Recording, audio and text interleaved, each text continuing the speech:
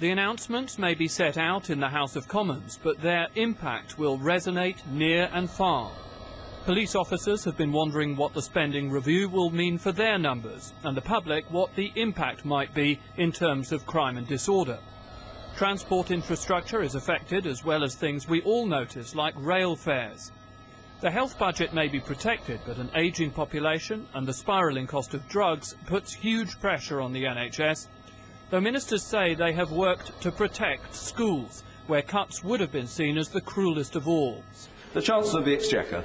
In the political bear pit, the Chancellor was on pugnacious form from the off. Today is the day when Britain steps back from the brink, when we confront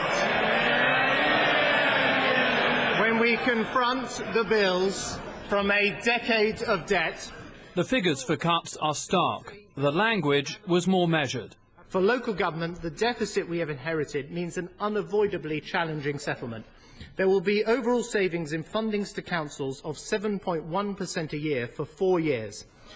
But to help councils, we propose a massive devolution of financial control. Reform and growth were words repeated again and again, but also the one Labour cannot accept: fairness. Let's be clear. There is fairness, that we are all in this together and all must make a contribution.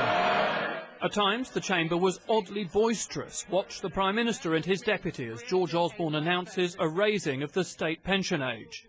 I can announce today that the state pension age for men and women will reach 66 by the year 2020. This will involve a gradual increase in the state pension age from 65 to 66, starting in 2018. The public sector will pay in job losses and, most likely, increased pension contributions. From the perspective of filling the hole in the public finances, we will seek changes that deliver an additional £1.8 billion of savings per year in the cost of public service pensions by 2014-15, over and above the plans left to us by the last government. That would mean 3% extra a year. But the Chancellor said schools do well from his settlement.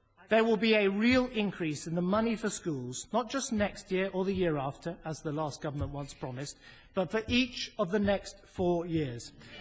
George Osborne argues because he's getting to grips with the deficit, bringing down interest payments, the cuts are less than might have been the case.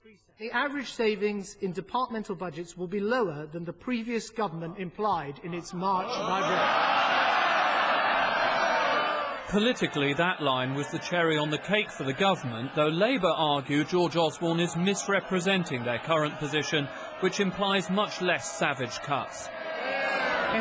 Mr. Speaker, instead of cuts of 20%, there will be cuts of 19% over the 4 years. So I thank them for their support and input, and I look forward to their votes. Not likely. We've made sure we're all in this together, and we've taken our country back from the brink of bankruptcy. A stronger Britain starts here, and I commend this statement to the House. Coalition MPs enjoyed that, particularly the Conservatives, seated just behind George Osborne. In fact, the Shadow Chancellor suggested maybe they enjoyed it a bit too much.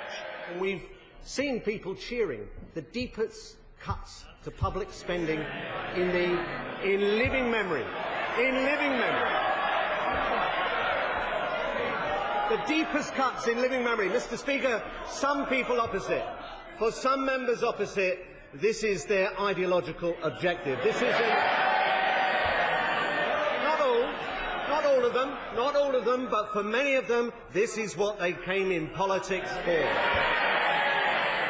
As ever, the opposition argues the government doesn't understand the paramount need to promote growth. So to get the deficit down, the starting point must be jobs, jobs, jobs, jobs. And that remains, Mr. Speaker, the core of the difference between us and the government. So the political battle lines are obvious enough, but much of the impact of the spending review remains unspoken or unclear. What these two men know all too well is that this was the defining moment for the government. It will, in the end, make or break the coalition. Joey Jones, Sky News, Westminster.